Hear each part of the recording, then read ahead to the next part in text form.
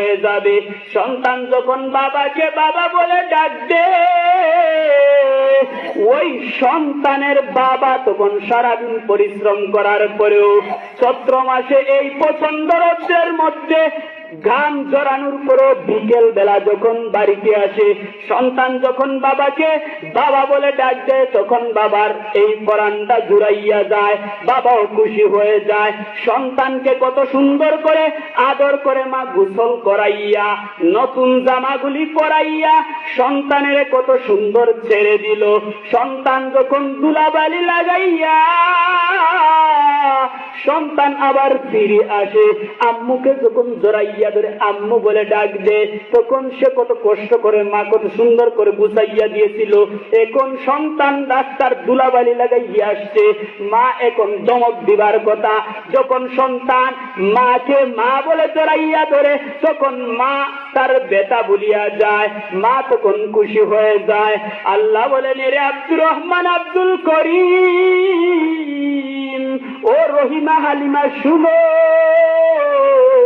ও আমার বন্দা বান্দিরা, তোরা যখন গুনার কাজ করতে করতে তোর অন্তরটাকে কালো বানিয়ে ফেলেছো, যাত্রা গানের প্যান্ডেলে যাইয়া তুমি গুনার কাজ করেছো, তুমি ওই উরুস মাহফিলে যাইয়া গুনার কাজ করেছো।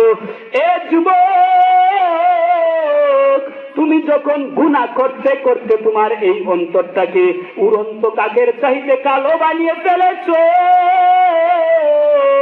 যখন তুমি তোমার এই অন্তরটাকে কলমের কালির চাইতেও কালো বানিয়ে ফেলেছো, যখন তুমি তোমার এই অন্তরটাকে তুমি কয়লার চাইতেও আরো কালো বানিয়ে ফেলেছো গুনাহ করতে করতে, আল্লাহ বলেন, রে আব্দুর রহমান, আব্দুল করিম, এর রহিমা, হালিমা, যখন তুই এত গুনাহ করেছো, আয় আয় আমার দরবারে আয়, আমি তো হইলাম রহমান, আমি তো হইলাম রহিম। তুই যখন গুনাহ করে এত পরিমাণ পাহাড় পরিমাণ গুনাহ করে ফেলেছো, যখন তুই আমি মাওলার দরবারে একবার পা ফালাইয়া তোর কপালটা ঝুঁকাইয়া যখন তুই রহমান বলে ডাক দিবে, তখন আমি আল্লাহ তোর এই পাহাড় পরিমাণ গুনাহকে আমি আল্লাহ মাফ করে দিব।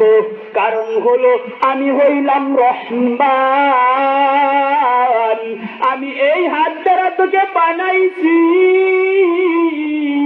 জাহান্নামে ফেলে দেবার জন্য নয়, আমি আল্লাহ তোরে বড় আদর করিয়া বানাইছি জান্নাতে দেওয়ার জন্য। রে বান্দা, আয় আয়, তুই এত গুনাহ করেছো, এত পরিমাণে গুনাহ করেছো,